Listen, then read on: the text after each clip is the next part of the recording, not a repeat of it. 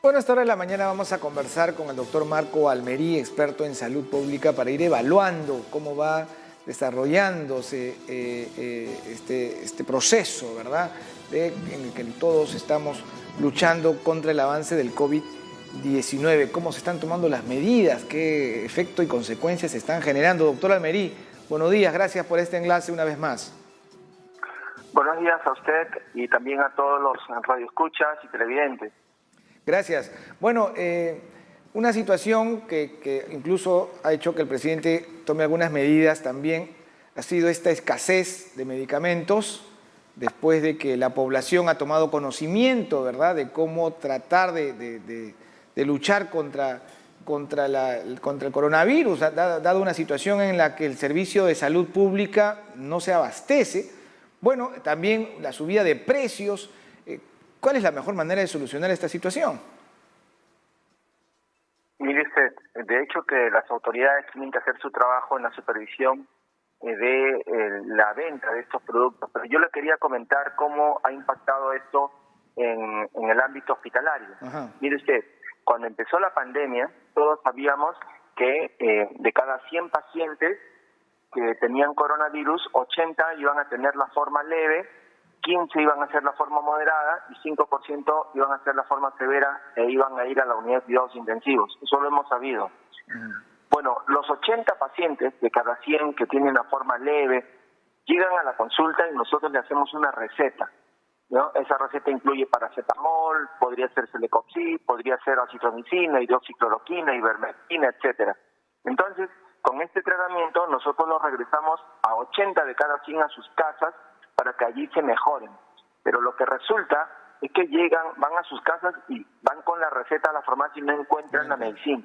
O si la encuentran, no alcanza para pagarlo con lo que tienen de dinero en el bolsillo. Entonces no toman la medicina. Cuando un paciente no toma la medicina, lo que va a tener es un desmejoramiento de su salud. ¿Y dónde cree que terminan? Terminan en las emergencias nuevamente. Al cabo de 72 horas, nuevamente en la emergencia, pero ahora sí desmejorado, solicitando oxígeno, provocando una aglomeración de pacientes en la emergencia que no podemos atender. Eso hace la situación mucho más grave. Entonces, no solamente se trata de especulación o de encarecimiento de los productos, se trata de que han puesto en grave riesgo la salud de miles y miles de peruanos que se han desmejorado siendo apenas un coronavirus leve y que hoy se han convertido en moderados y severos y que no tenemos cómo atenderlos, cómo darles un espacio en los hospitales, en las emergencias, y eso ha contribuido al colapso del sistema de salud. Un círculo vicioso tremendo, ¿no? Ahora, el presidente ha dispuesto la adquisición, la compra de estos productos del extranjero para abastecer el mercado. ¿Es lo mejor entonces? Bueno, las reacciones tardías del gobierno ya las sabemos, ¿no?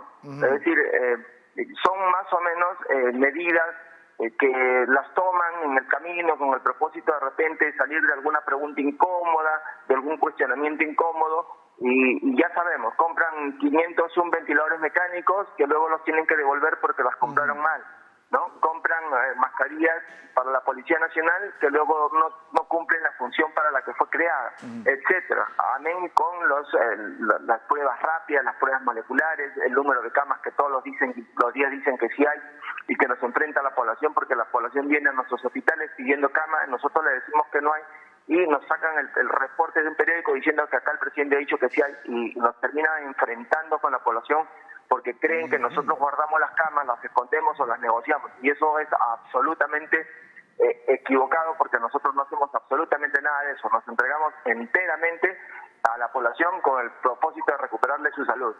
Eso que usted está diciendo es importantísimo y además muy grave, porque este enfrentamiento que está generando el propio Ejecutivo, el propio presidente de la República, dar una información inexacta, como usted dice, para contentar, para salir de una pregunta incómoda y dar una información inexacta de ese tipo. Hay camillas, hay camas disponibles, pero no es la verdad, no hay camas disponibles, la gente piensa que dentro del hospital o del centro hospitalario se está guardando, especulando y cosas de ese tipo. Ahora, esto de los medicamentos y el abastecimiento pudo haberse previsto perfectamente, porque se sabe que va a haber un aumento de contagios y ese es el tratamiento que se les da, entonces va a haber un aumento del consumo de este producto. Se pudo haber previsto esta situación y no esperar este último momento. Una ausencia de gestión, pero terrible. Bueno, sí, lo que denotan es que la verdad es que no tienen reflejos, ¿no? Porque cuando uno está en gestión, uno tiene un grupo de asesores y además tiene una cantidad de datos que a nosotros nos permitirían tomar decisiones anteladamente, antes de que se llene el vaso. Por eso se hace gestión, por eso uno tiene toda la información que el resto no tenemos, ¿no?, a la mano. Con esos datos, con esa información, uno toma decisiones anteladas para no llegar a esta situación. Bueno, claro, no tienen reflejos y lo que hacen es simplemente que cuando ya tienen el agua en el cuello, recién comienzan a dar manotazos de ahogados.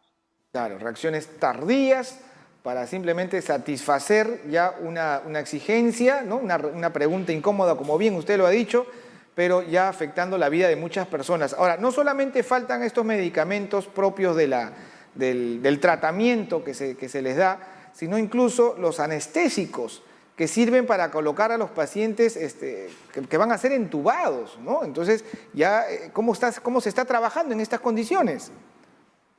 Verá usted, cuando era público que estaba escaseando el Panadol, la citromicina, nosotros ya decíamos que por si acaso ahorita va a escasear el oxígeno y luego terminó por escasear el oxígeno. Ahora que está ya conocido por toda la gente, nosotros le decimos, no, mire usted, lo estamos adelantando.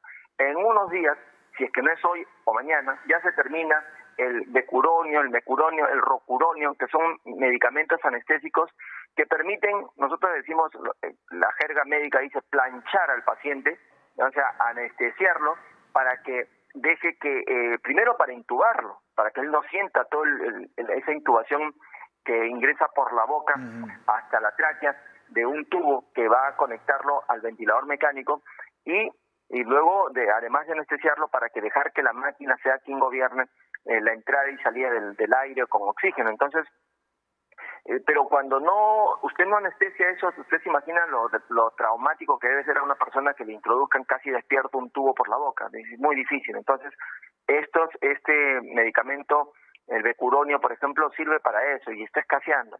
Cada vez se nos hace muy complicado conseguir becuronio y en muchos lugares hay pacientes semidespiertos peleando con la máquina porque la máquina es la que tiene la presión positiva y ejerce una gran presión para meter aire a los pulmones. Entonces, esa es una situación muy dramática y que el gobierno pues tiene que tomar acciones rapidísimo para conseguir este medicamento en todo el país y que no ocurra la próxima semana en que no hay mecuronio, todo el mundo corre a buscar y recién la respuesta tardía, como en casi todos los casos. Bueno, por humanidad, ¿no?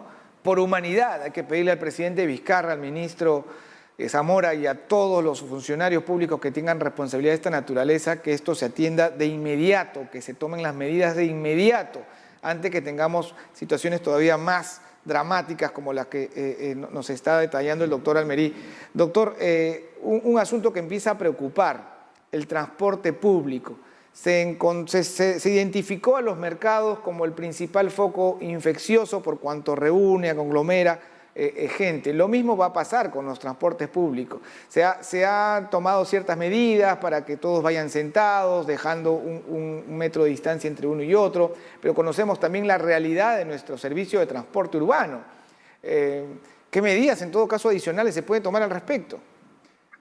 Bueno, ahí el Ministerio de Transporte, el ATU, el mismo gobierno central, todos tienen que entrar a tallar ahí para fiscalizar que los transportes públicos no estén hacinados, que las ventanas estén abiertas, así como se ha hecho las pruebas rápidas a los vendedores ambulantes, también se tiene que hacer la prueba rápida al cobrador, al chofer y sobre todo la autoridad municipal, que por cierto brilla por su ausencia, en los paraderos pues tiene que cuidar que ya no hayan estos jaladores que le gritan a uno al oído, con cada grito eliminan miles y miles de partículas con coronavirus y eso provoca contagio, ¿no? El jalador agarra de las manos, del brazo a las personas para introducir en los vehículos, diseminando esta enfermedad, esta pandemia. Esas prácticas tienen que desaparecer, tienen que erradicarse completamente. Tienen que erradicarse. Ahora, yo le digo que cuando se levante la cuarentena va a haber una trilogía del mal, una trilogía que va a diseminar esta pandemia que está conformado por los mercados, por el sistema de transporte que incluye los paraderos, los grandes paraderos,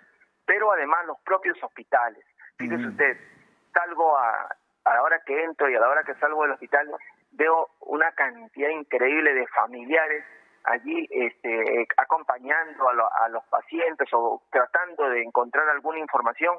Entonces, eso está muy mal, porque si hay un lugar que está lleno de coronavirus son los hospitales. Entonces, pero todita esa gente que está afuera, parada, esperando, lo único que está haciendo es contaminarse. Entonces, el gobierno tiene que encontrar una medida para que los hospitales le brinden información sobre la situación real de sus pacientes a la familia por teléfono. Entonces, el paciente hace cola hora del familiar, ¿no? Desde temprano, a las 6 de la mañana están parados ahí, esperando a las 2, 3 de la tarde para que le den alguna razón, algún informe de la situación de su familiar que está hospitalizado por coronavirus.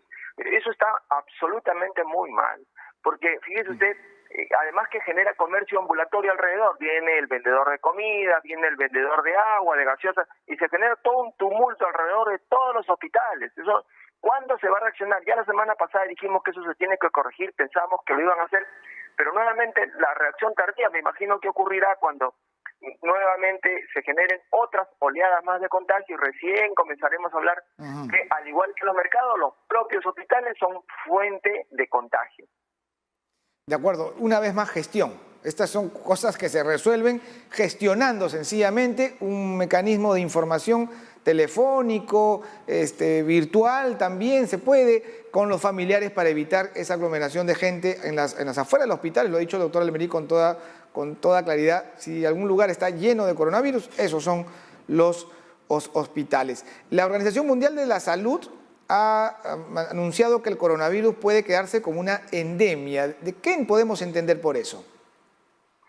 Fíjese, ya en el pasado nosotros hemos tenido epidemias de diferentes enfermedades que luego se han quedado para siempre, ¿no? Por poner un ejemplo, en el caso del Perú, la tuberculosis, ¿no?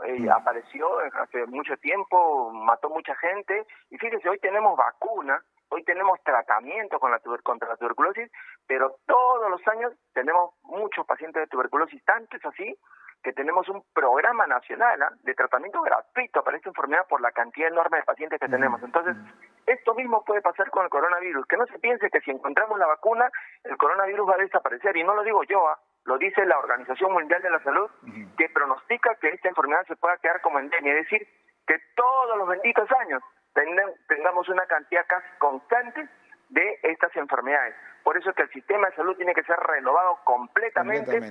Para que poder atender en el futuro a estos pacientes, y no solamente a ellos, sino a muchas otras enfermedades endémicas que tenemos en el Perú. El dengue, por ejemplo, es una enfermedad endémica del Perú. Por ejemplo, la malaria es una enfermedad endémica en el Perú. Y también en el mundo, por ejemplo, tenemos el SIDA, el ébola, en fin, muchas enfermedades virales que han aparecido como pandemias, como epidemias, y luego se quedaron para siempre. Entonces, la OMS prevé que esto va a ser así, y entonces nosotros tenemos que aprender a que con un adecuado sistema de salud y con adecuadas medidas higiénicas, tenemos que aprender a combatirlo. Esto hay que prepararnos para enfrentarlo de aquí en adelante. De acuerdo. En lo inmediato, el 24 se levantaría la llamada cuarentena. ¿Está bien? ¿El Colegio Médico se está solicitando se prorrogue todavía hasta el 11 de junio o debería ponerse en marcha ya estas estrategias focalizadas, diferenciadas, que tanto se han venido reclamando y que hasta ahora no se hace nada? Mire usted, yo no soy político, pero le voy a decir una frase que es muy conocida. En política, lo que cuenta son los hechos concretos. Y el hecho concreto es que, a pesar de los 3 martillazos, a pesar de que hemos gastado 90.000 millones de soles, que son nuestros ahorros como país desde hace 25 años, a pesar que nos hemos endeudado por 7.000 millones de dólares, a pesar de haber tomado las medidas iniciales en toda Latinoamérica, a pesar de haber cerrado nuestras fronteras primero, a pesar de tener las medidas más drásticas de la región, a pesar, como dice el presidente, de que el gobierno le ha otorgado a los ciudadanos un apoyo económico en mayor cantidad que el resto de la región, nosotros tenemos las peores cifras de la región. Y estas cifras de la región que nos han convertido en el país con el mayor número de infectados por millón de habitantes en toda Latinoamérica ocurrió en cuarentena. Conclusión, esta cuarentena no nos ha ayudado. Esta cuarentena ha fracasado. Entonces nosotros no podemos seguir insistiendo en algo que no ha dado resultados, en algo que ha demostrado que es un fracaso. No podemos seguir con la misma receta porque ya sabemos en qué posición estamos. Peor no podemos estar, entonces no podemos respaldar este tipo de cuarentena porque ya conocemos sus resultados. De acuerdo. Y en cuanto a las estrategias enfocadas, diferenciadas. Bueno, entonces si no podemos creer en esa receta, busquemos la otra, ¿no? Esto del cerco epidemiológico por regiones, por distritos, tal vez esa podría ser la salida. Busquemos otra receta y yo creo que podría ser esa una receta con una cantidad masiva de búsqueda de pacientes positivos, con test masivos, y tratar de focalizar a estos pacientes, ¿Dónde están? tratar de hacer un cerco epidemiológico. Sería una segunda receta porque insistir en la otra, que lo único que ha hecho es convertirnos en el país con las peores cifras, ¿ya para qué? Si ya sabemos los resultados. Ok, gracias doctor Marí, como siempre, por esta comunicación con nosotros. Buenos días. Buenos días.